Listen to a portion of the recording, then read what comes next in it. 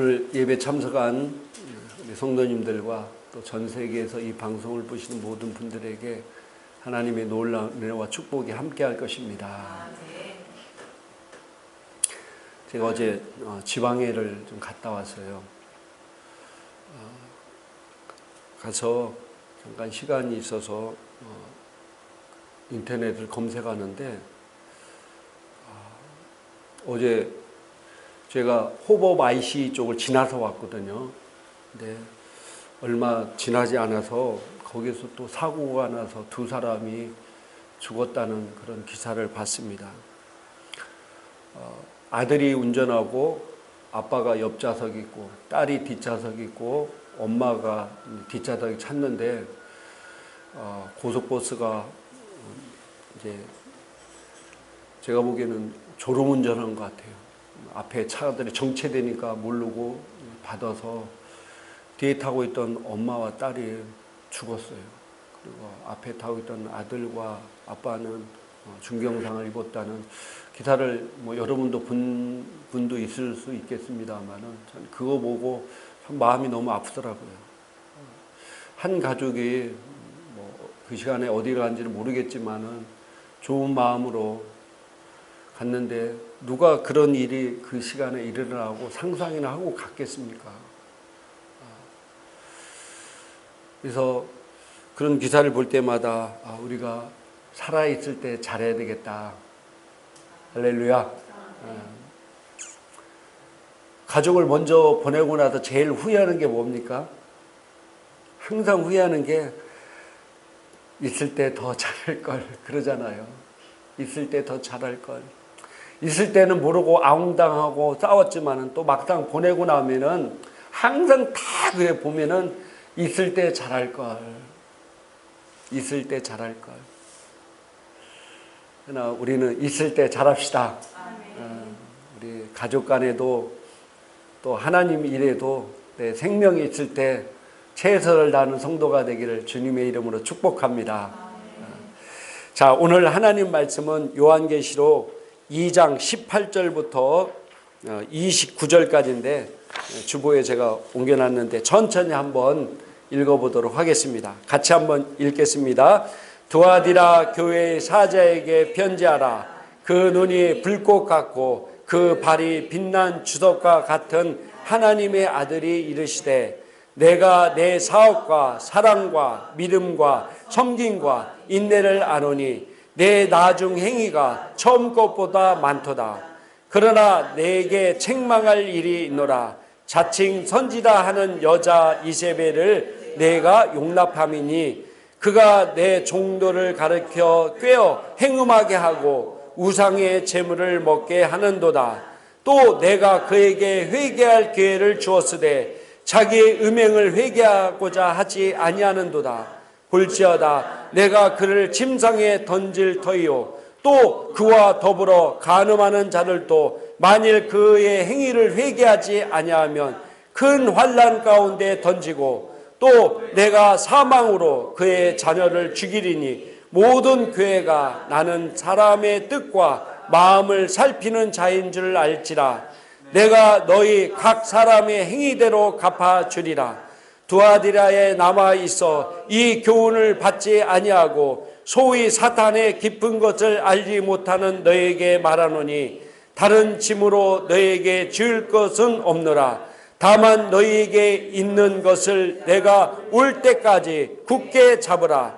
이기는 자와 끝까지 내 일을 지키는 그에게 만국을 다스리는 권세를 주리니 그가 철장을 가지고 그들을 다스려 질그릇을 깨뜨리는 것 같이 하리라. 나도 내 아버지께 받은 것이 그러하니라. 내가 또 그에게 새벽벌을 주리라. 귀 있는 자는 성령이 교회들에게 하시는 말씀을 들을지어다. 아멘. 오늘 7교회의 비밀 두아디라 교회에 대해서 우리 말씀을 나누겠습니다. 오늘 마음을 집중해서 하나님 말씀을 잘 듣고 이 말씀이 여러분에게 놀라운 은혜와 축복이 되기를 주님의 이름으로 축복합니다. 사도행전에 보면은 두아디라의 처음 성도가 나오는데 누군지 혹시 아십니까? 바로 자세 옥감 장수 루디아가 이 두아디라에 사는 사람이었습니다.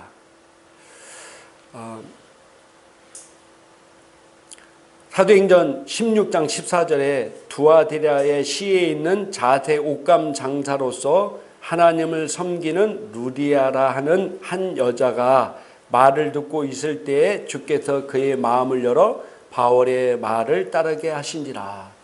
그래서 사도행전에도 보면 이 두아디라의 교회에 대해서 조금 나오는 것을 보게 됩니다.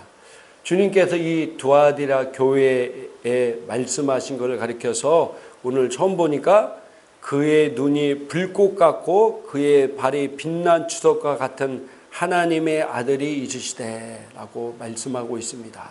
자, 그의 눈이 불꽃 같다는 건 무엇을 의미합니까? 우리의 중심을 감찰하시는 분이라는 겁니다. 눈이 그 불꽃 같은 눈으로 모든 것을 다 뭐라고요? 볼 수 있는 분이시다.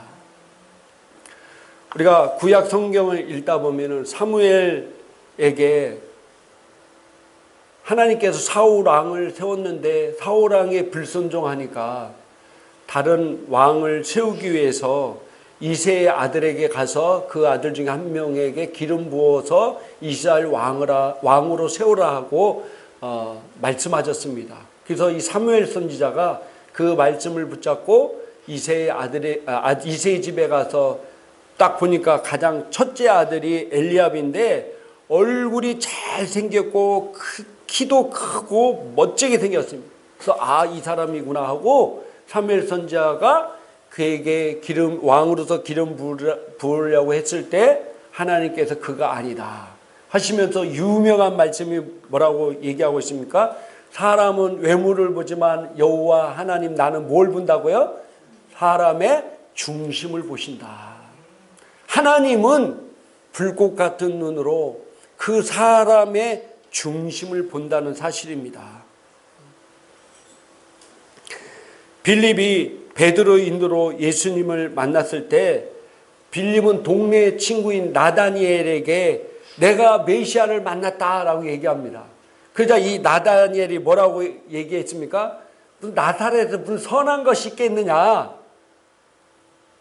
그러니까 이 빌립이 아니다. 와봐라. 그래서 이제 빌립이 나다니엘을 예수님 앞에 데리고 왔어요. 그러다 예수님께서 그 나다니엘을 딱 보고 말했는데 뭐라고 말했습니까? 참으로 이스라엘 사람이라 그 속에 간사한 것이 없도다라고 말씀하셨어요. 하나님은 그 사람의 깊은 곳을 볼 수 있는 분이시라는 사실입니다. 아나니아와 삽비라가 은혜를 받았습니다. 그래서 자기의 전 재산을 팔아서 교회에 헌금하기로 결정했습니다. 막상 재산을 다 팔아서 헌금하려고 하니까 아까운 마음이 들었어요. 또 미래에 대한 불안한 마음이 엄습했습니다. 그래서 일부를 감추어서 하나님 앞에 드리기로 작정하고 숨기고 나머지 금액을 하나님 앞에 가지고 왔습니다. 성경은 그 마음이 사탄이 가득하다고 얘기하고 있습니다. 그 일로 인해서 아나니아가 죽고 나중에 삽비라가 찾아왔을 때 이게 다냐라고 물었을 때 뭐라고 얘기하고 있습니까? 다라고 얘기했을 때 하나님께서 그의 마음을 보십니다. 이미 아나니아와 삽비라의 중심을 하나님은 이미 꿰뚫어 보셨다는 사실입니다. 사람은 속일 수 있어도 하나님을 속일 수 없으십니다. 결국 아나니아와 삽비라는 저주를 받고 죽는 것을 성경에 기록하고 있습니다. 하나님은 우리의 중심을 보시는 분이십니다. 그래서 우리의 어떤 것도 속일 수가 없어요. 하나님 앞에 올라갔을 때 우리의 어떤 것도 속일심이 없이 모든 것이 다 드러나게 되어 있다는 사실입니다. 그래서 우리는 하나님 앞에서 바로 서는 성도가 되기를 주님의 이름으로 축복합니다. 이 불꽃 같은 눈으로 보시는 하나님께서 두아디라 교회를 향해서 칭찬하시는데 뭐라고 칭찬하십니까? 내가 내 사업과 사랑과 믿음과 섬김과 인내를 아노니 내 나중 행위가 처음 것보다 많도다라고 말씀하고 있습니다. 에베소 교회를 향해서는 뭐라고 얘기했습니까? 너의 처음 사랑을 잃어버렸다라고 말씀하고 있는데 이 두아디라 교회에서는 뭐라고요? 너의 처음 행위보다도 나중 행위가 더 좋아지고 있다는 겁니다. 이런 칭찬을 듣는 성도가 되기를 주님의 이름으로 축복합니다.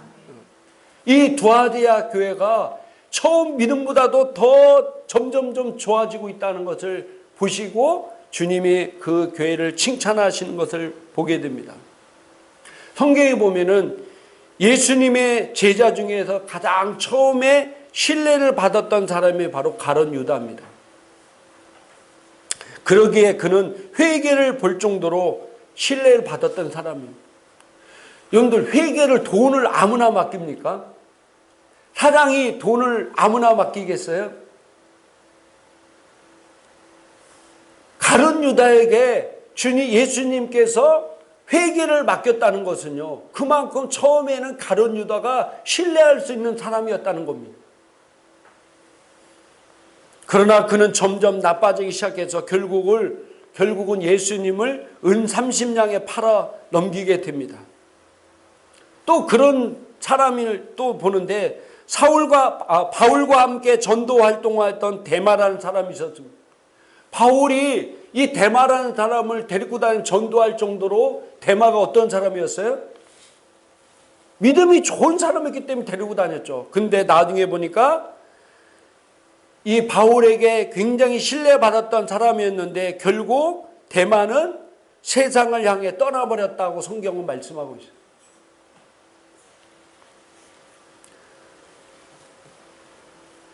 성경에 보면 바울은 처음에는 어떤 사람이었습니까? 예수님을 핍박하던 사람이었잖아요. 그러던 그가 다메섹 도상에서 부활하신 주님을 만난 후에 복음을 전하는 사람으로 바뀌었습니다. 점점 좋은 쪽으로 바뀌었다는 겁니다. 삭개오도 마찬가지입니다. 처음에는 그는 세리로서 이스라엘 백성들에게 원망을 받고 이스라엘 백성들을 고통 주는 사람이었고 이스라엘 백성들에게 매국노라 불렸던 사람인데 그가 예수님을 만난 후에 삶이 변화되어서 구원받는 사람이 되었다는 사실입니다. 성경에 보면은 처음에는 좋았다가 점점 나빠지는 사람 얘기도 나오고 처음에는 안 좋았는데 점점 좋아지는 사람 얘기도 나옵니다. 우리는 어떻습니까? 여러분은 어떻습니까? 처음보다 점점 좋아지고 있습니까? 아니면은 처음보다도 점점 안 좋아지는 쪽에 가고 있습니까? 예수님께서 에베소 교회에게 너희 처음 사랑을 잃어버렸다고 책망했어요. 우리는 점점 좋아지는 성도가 되기를 주님의 이름으로 축복합니다. 이 두아디아 교회는 처음 믿음보다도 점점 좋아지고 있다고 칭찬받고 있습니다. 많은 성도들이 처음에는 열심히 신앙생활을 하다가 점점 교회로 멀어지고 말씀으로부터 멀어지는 하나님이 기뻐하지 않는 삶을 사는 사람들이 많이 있습니다.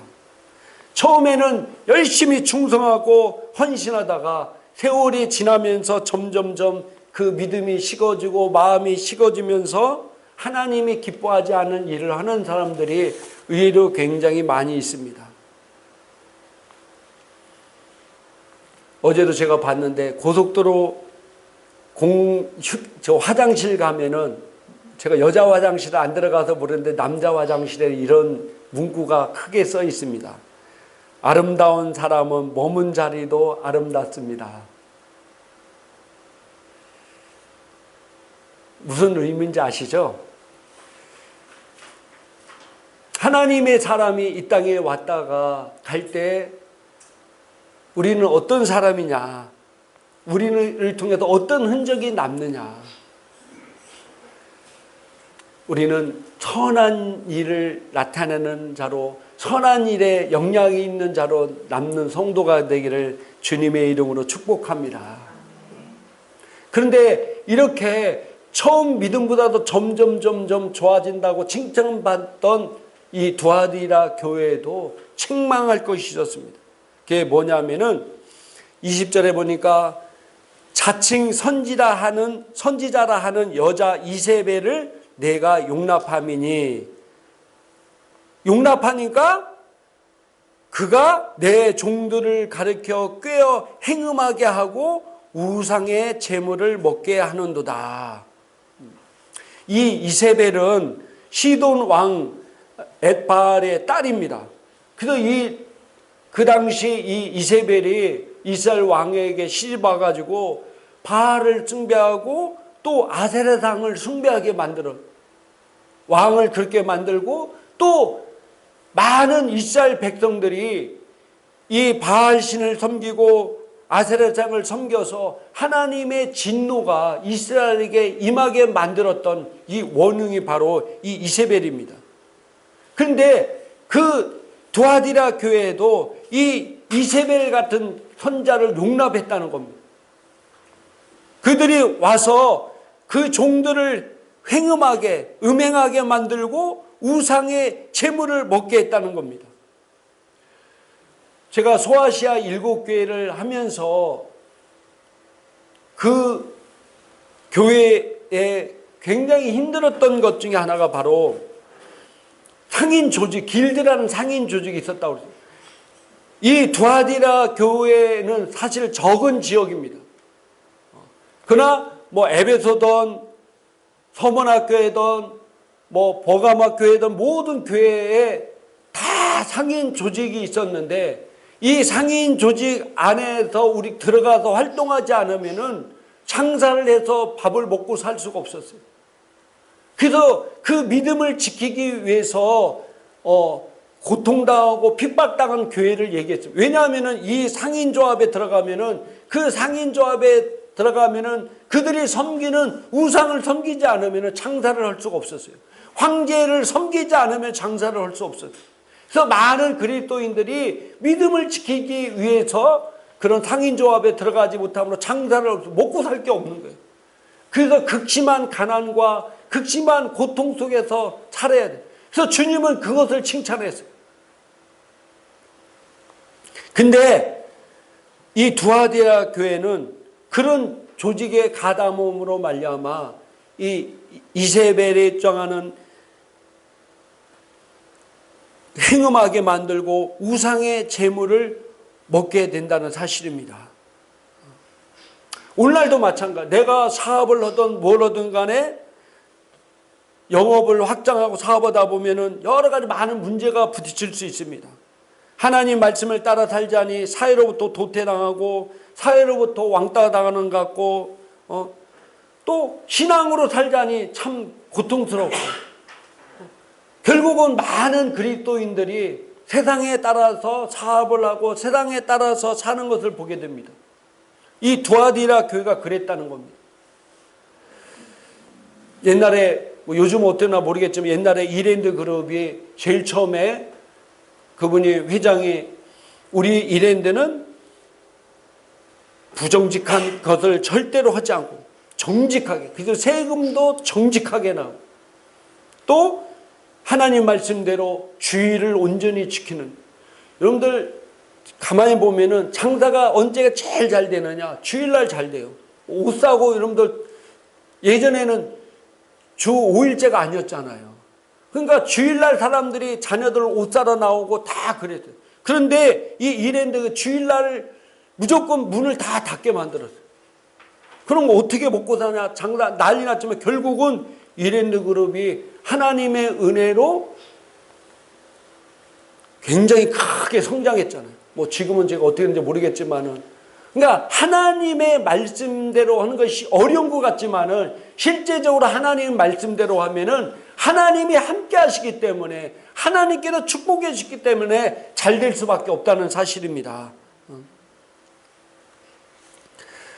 우리가 하나님 말씀 밖에 벗어나서 아무리 사업을 잘하고 돈을 많이 번들 그게 무슨 소용이 있겠어요? 우리가 다 주님 앞에 언젠가는 다 올라갈 텐데, 내가 이 땅에서 아무리 돈을 많이 벌고 사업을 잘해도 주님 앞에 가서 내가 칭찬받을 게 뭐가 있냐 이거. 이 두아디라 교회 같이 믿음이 정당했지만 실제적인 삶에서 이렇게 이세벨을 용납하고 간음하게 하고 따르는 그런 일들을 했기 때문에 주님 앞에 책망받았다는 사실입니다. 지금 사실 한국 교회가 세상으로 또 많은 문제를 또 지탄을 받고 있는 이유가, 내가 보기에는 사랑이 없어서, 봉사와 섬김이 없어서, 믿음이 없어서, 말씀이 부족해서가 아닙니다. 그잖아요. 언젠가부터 교회가 거룩함을 상실해요.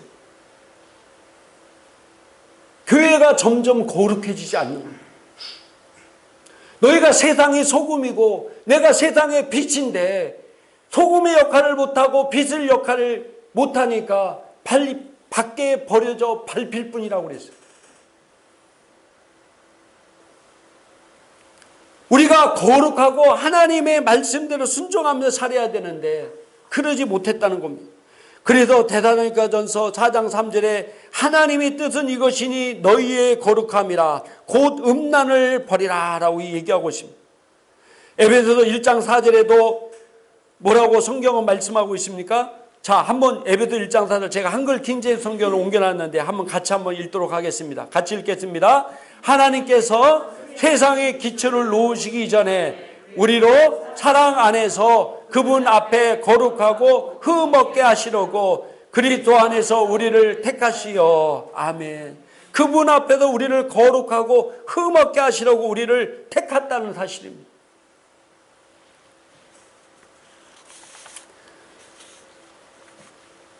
거룩함이 훼손된 곳에는 틀림없이 사단의 세력이 있다는 것을 우리는 인식해야 됩니다. 내가 거룩하니 너희도 거룩하라. 따라합시다. 내가 거룩하니 너희도 거룩하라. 자, 우리가 기억해야 될 일이 있는데, 죄를 용납하는 것과 죄인을 용납하는 것은 아주 다른 말입니다. 여러분, 죄를 용납하는 것과 죄인을 용납하는 것이 같은 말 같아도요, 전혀 다른 말입니다. 죄인을 용납하고 사랑하는 것은 하나님의 뜻이지만은 죄를 용납하는 것은 하나님의 진노를 불러일으킵니다. 하나님께서 우리 죄를 용납한 것이 아니라 죄인인 우리를 위하여 십자가에 죽으신 것입니다. 우리는 죄인을 불쌍히 여기고 긍휼히 여겨야 되는데 죄마저도 그것을 그렇게 하면 안 된다는, 죄에 대해서는 단호해야 된다는 사실입니다. 죄에 대해서는 하나님이 분노하셨다. 그러나 그 죄를 지은 인간을 하나님이 불쌍히 여겼다. 우리가 주변에 많은 우리가 죄인들에 대해서 우리가 긍휼히 여겨 불쌍히, 그가 다시 죄에게로 나오기를 위해서 우리가 기도해주고 사랑해주지만은 죄 자체를 우리가 용납해서는 안 된다는 사실입니다. 제가 사무실을 옮겼는데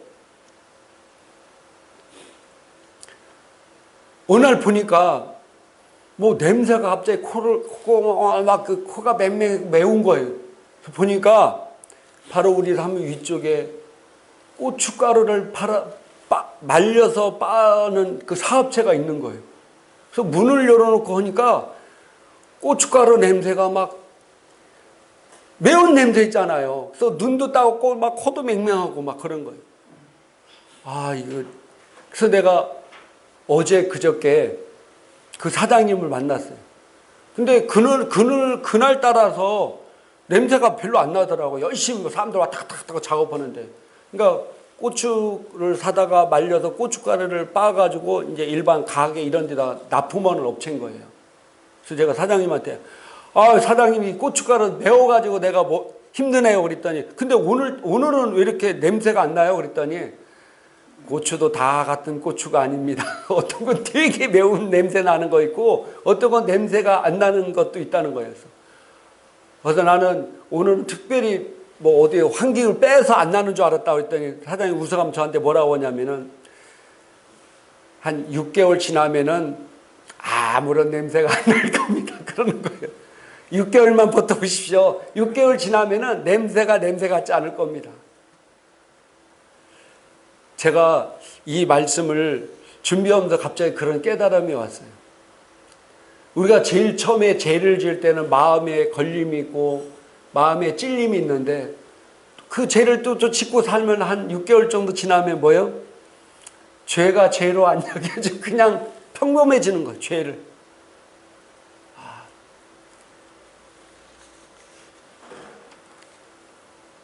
제일 처음에 죄를 지을 때 내 마음에 성령이 계시기 때문에 찔림이 있고 마음이 불편하지만은 나중에는 아무렇지 않게 그걸 용납하고 넘어가면은 나중에는 죄를 지어도 아무렇지 않는 그런 시기가 온다는 사실입니다. 제가 6개월 지나면 진짜 고춧가루 냄새가 안 나는 줄 몰라요. 근데 그 사람 말이 맞을 것 같아요.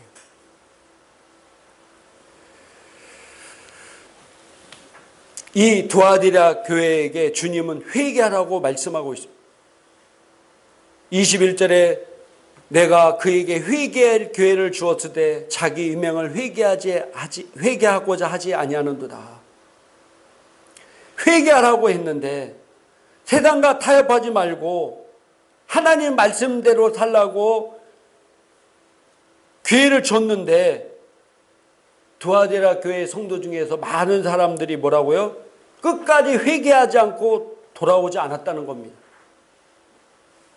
그럴 때 주님께서 그 돌아오지 않는 사람들에게 볼지어다 22절에 볼지어다 내가 그를 침상에 던질 터이요 또 그와 더불어 간음하는 자들도 만일 그의 행위를 회개하지 않으면은 큰 환난 가운데 던지고 23절에 또 내가 사망으로 그의 자녀를 죽이리니 모든 교회가 나는 사람이 뜻과 마음을 살피는 자인 줄 알지라 라고 말씀하고 있습니다. 내가 거기서 벗어나 돌이켜서 다시 너희 잘못된 것을 돌이키고 그것을 하지 말아라 라고 주님께서 말씀하셨는데 그러나 기회를 줬음에도 불구하고 회개하고 돌아오지 않는다면은 내가 그를 침상에 던지고 그와 더불어 간음한 자들도 큰 환난 가운데 던지겠다라고 얘기하고 있습니다. 네가 큰 성공을 보겠다, 네가 뭔가를 이루겠다 하면서 하나님 말씀 밖에서 사는데 네가 죄 가운데 있음에도 불구하고 내가 하나님 말씀하는데도 불구하고 그가 돌이키지 않으면은 내가 그를 침상에 던지고 큰 환난 가운데 던져버릴 것이다 라고 주님께서 말씀하셨다는 사실입니다. 다윗은 우리가 잘 알다시피 우리아의 아내 바세바를 범하고 우리아를 전쟁통에서 죽게 하는 살인죄를 지었습니다. 그러나 다윗은 나중에 침상이 젖도록 눈물을 흘리며 회개했습니다.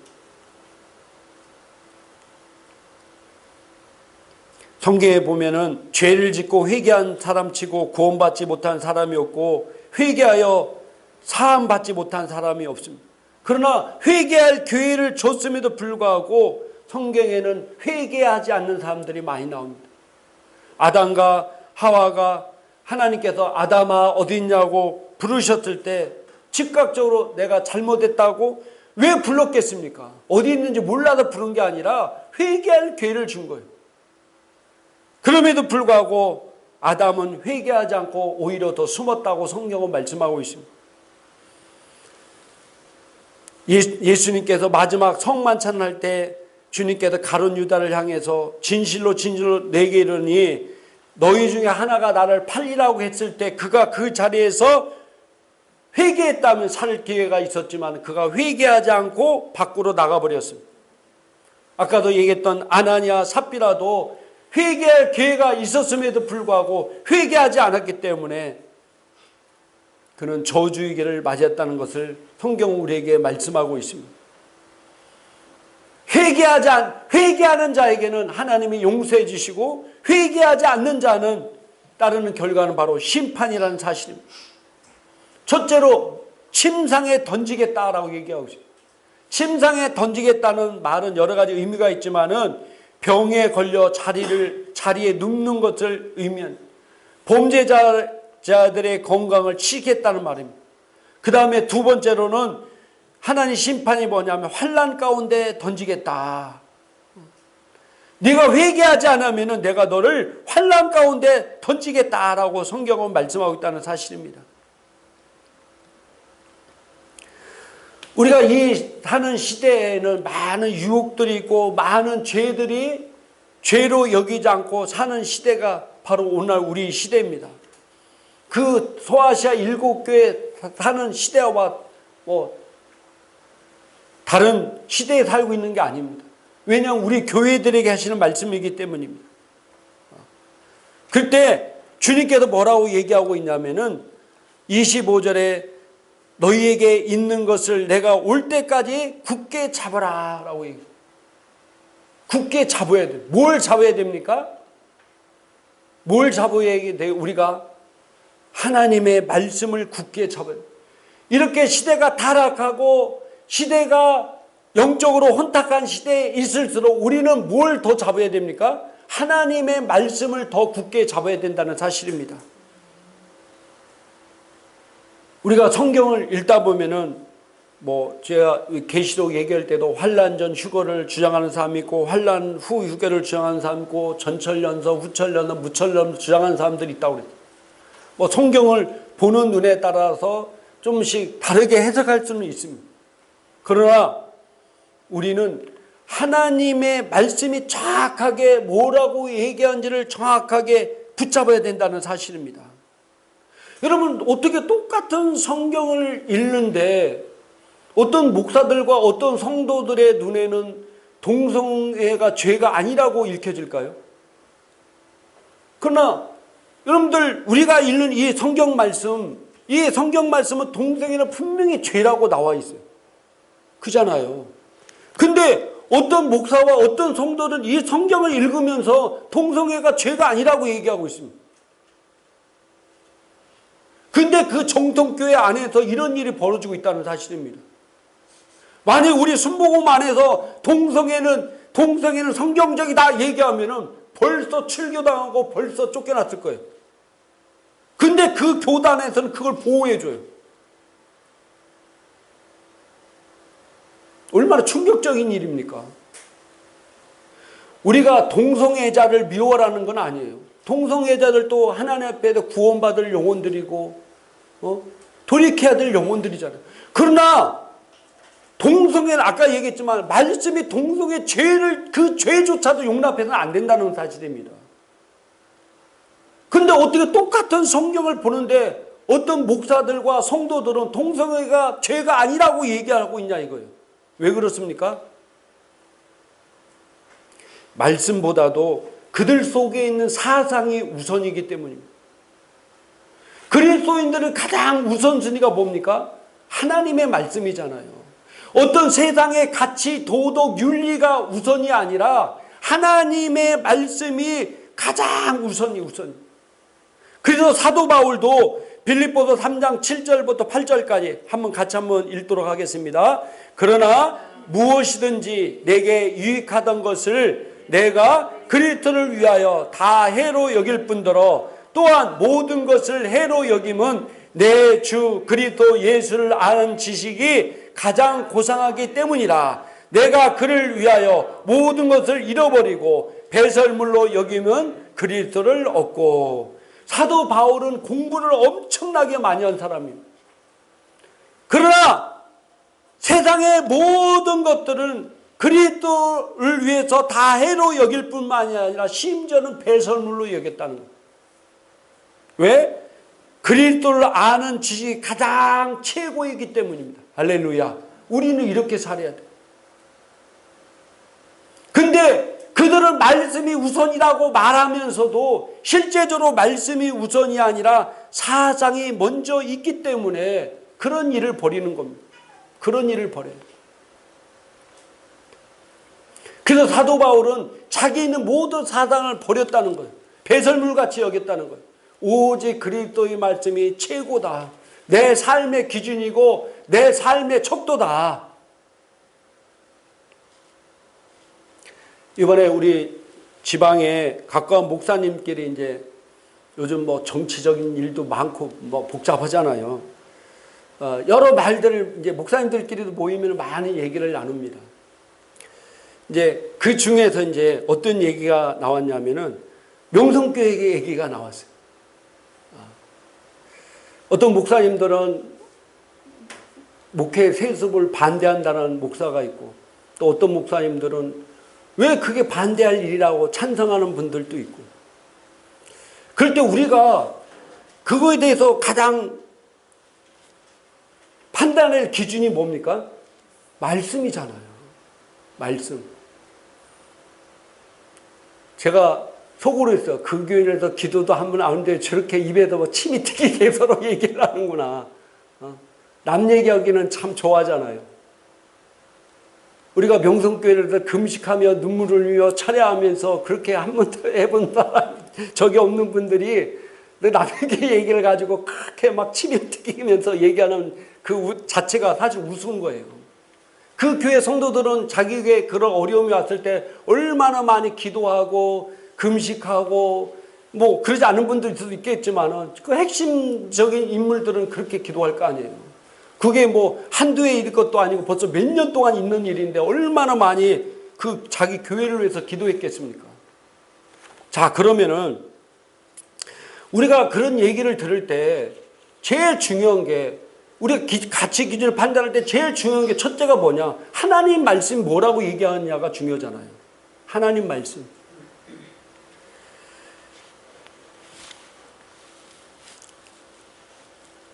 교단 헌법도 사실은요, 하나님 말씀 위에 설 수가 없습니다. 교단 헌법이 하나님 말씀 위에 있습니까? 여러분들, 천주교가 왜 타락했습니까? 왜 중세시대에 천주교가 그렇게 타락해서 종교개혁이 일어났습니까? 교황의 말을 하나님 말씀 위에 놓았기 때문에 타락한 거예요. 교황 무오설. 교황은 오류가 없다. 아니 어떻게 교황이 하나님입니까? 오류가 없게. 그래도 그렇게 믿고 교황이 하는 말이 진리였어요. 결국 천주교가 타락하잖아. 어떤 것도 하나님 말씀 위에 있을 수 없습니다.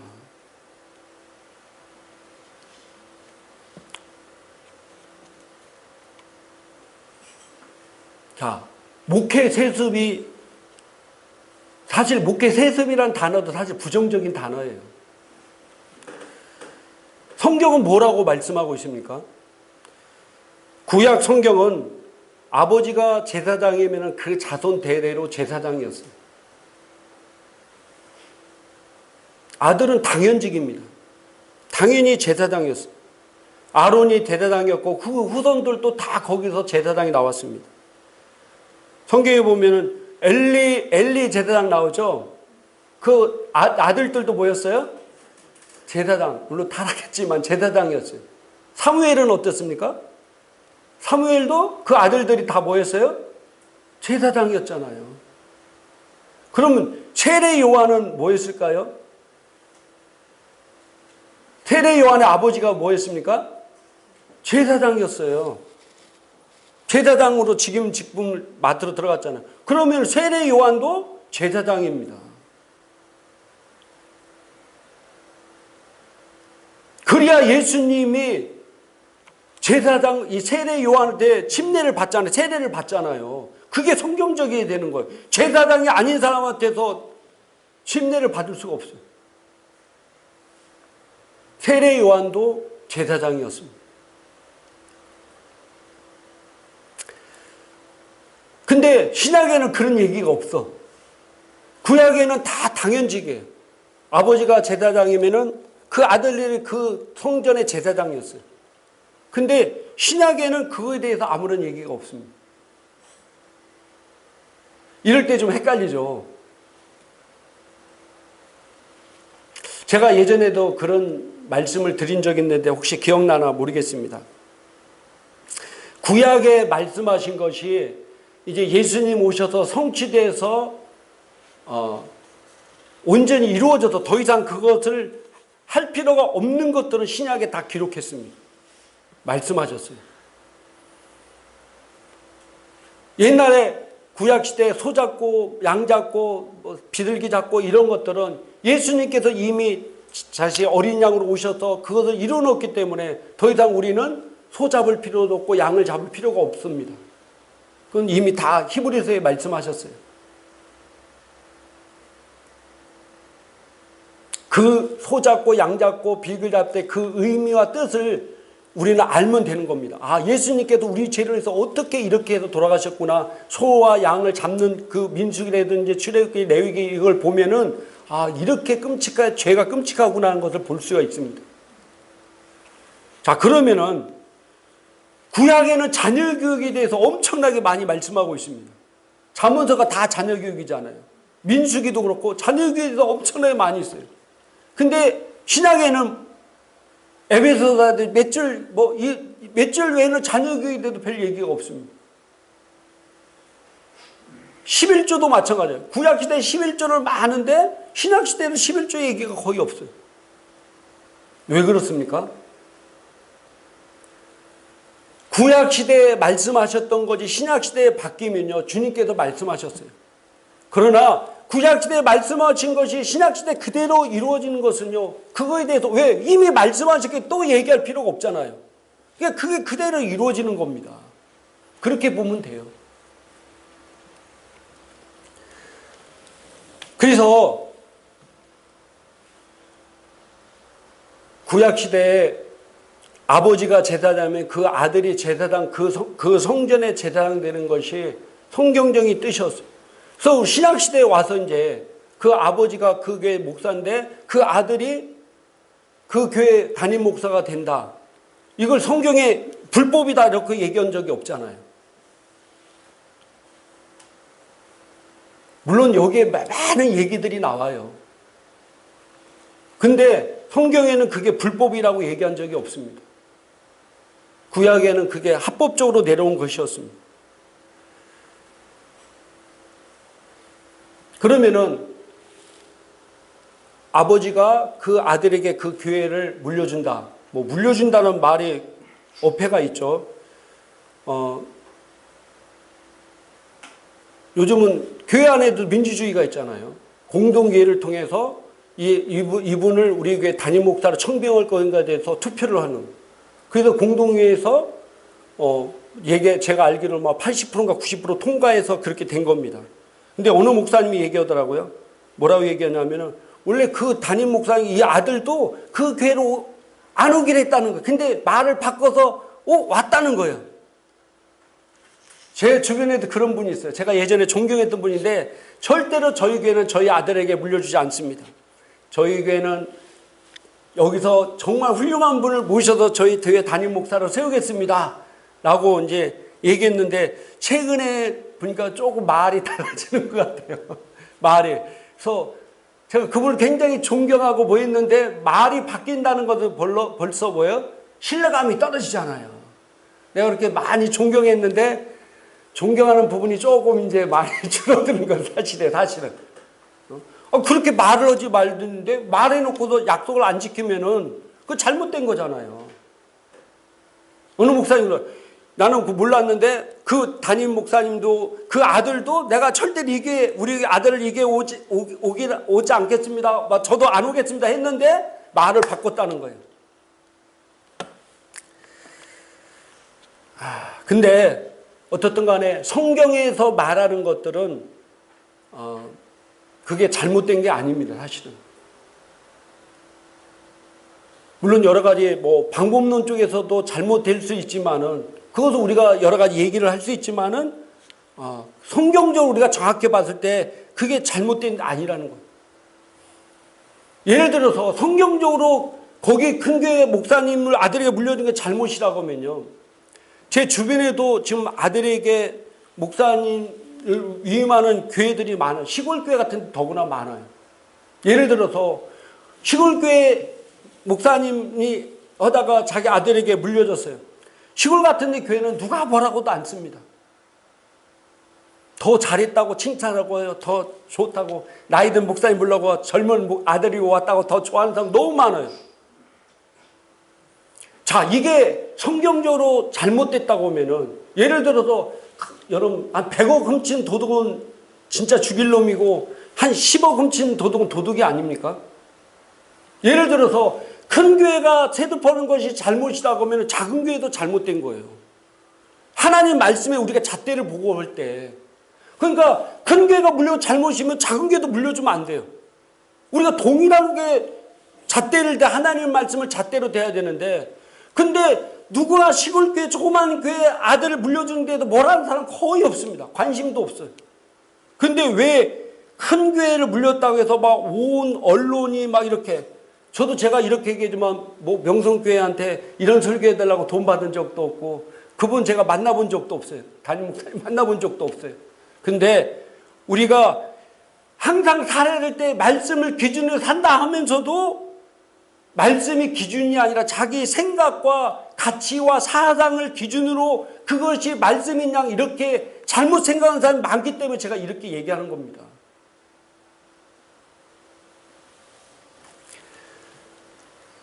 저는요, 똑같은 일인데 어떤 사람은 지탄에 대상되고 어떤 사람은 뭐 사명이고 칭찬이 된다는 것은 이건 잘못됐다고 생각합니다. 근데 왜 그러냐, 가장 큰 원인은요, 부에 대한 시기입니다. 부에 대한 시기, 부에 대한. 그래서 야고보서 3장 16절에 한글 킨제 성경은 이렇게 말씀하고 있습니다. 자, 한번 같이 한번 읽겠습니다. 이는 시기와 다툼이 있는 곳에는 혼란과 온갖 악한 일이 있기 때문이라. 시기와 다툼이 있는 곳에는 온갖 혼란과 온갖 악한 일이 있다는 겁니다. 그 다음에 잠언 14장 30절에 이렇게 말씀하고 있습니다. 같이 한번 읽겠습니다. 평안한 마음은 육신의 생명이나 시기는 뼈를 썩게 하느니라. 아멘. 우리가 예수님과 사도 바울이 복음을 증거하다가 엄청난 고통을 당하고 엄청난 지탄 욕을 많이 얻어먹는데 성경에 다 보면은 그 유대인들과 대제사장들과 서기관들이 시기 때문에 그랬다고 그래요. 시기. 이 시기가 이렇게 무섭습니다.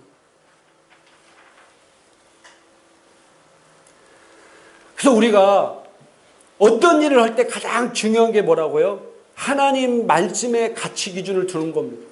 근데 많은 그리스도인들 하나님의 말씀의 가치 기준을 둔다 하면서도 실제적으로는 그 시대의 어떤 가치와 도덕과 윤리 이것을 먼저 가치 기준을 두기 때문에 이렇게 서로 막 다르게 얘기하는 겁니다. 다르게. 이해되십니까?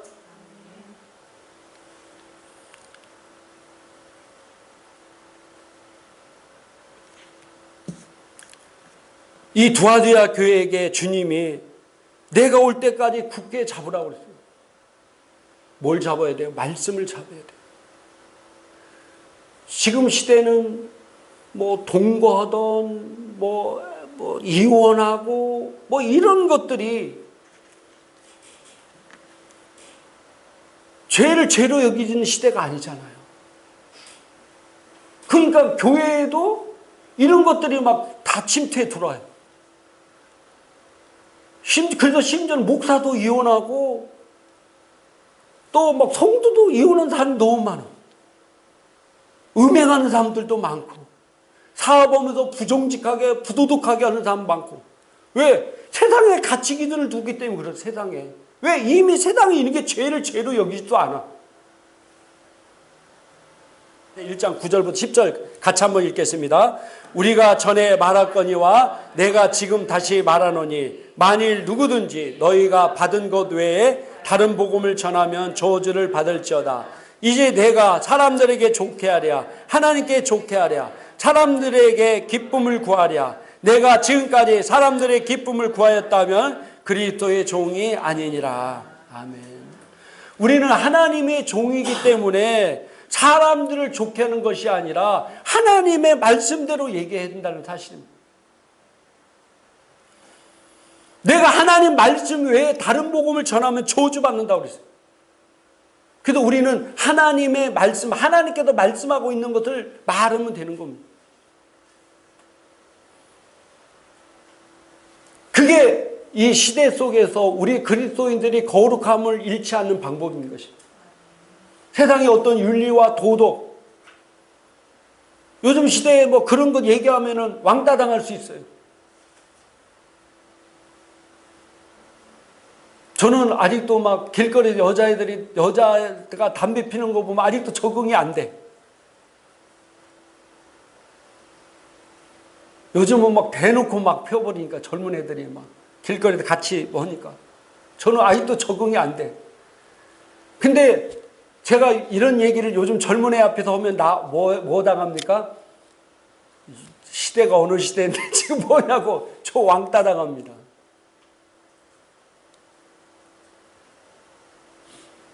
내가 복음을 전하기 위해서 그런 사람들과도 같이 대화 나누고 꼭 담배 폈다고 해서 그 사람들이 뭐 내가 배척하는 거나 해서는 안 되잖아요. 담배 피는 사람들 예수 믿어야 돼요.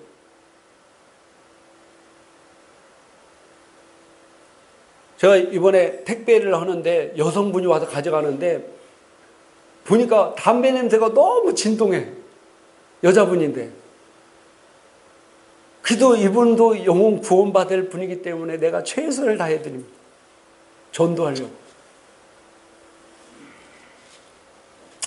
이제 말씀을 정리하고 마치도록 하겠습니다.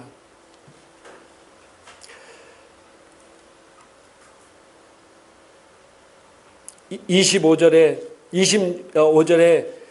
내가 올 때까지 굳게 잡으라. 그러면은 26절에 이기는 자와 끝까지 내 일을 지키는 그에게 만국을 다스리는 권세를 주니 27절 그가 철장을 가지고 그들을 다스려 질그릇을 깨뜨리는 것 같이 하리니 나도 내 아버지께 받은 것이 그러하니라. 내가 또 그에게 새벽별을 주리라.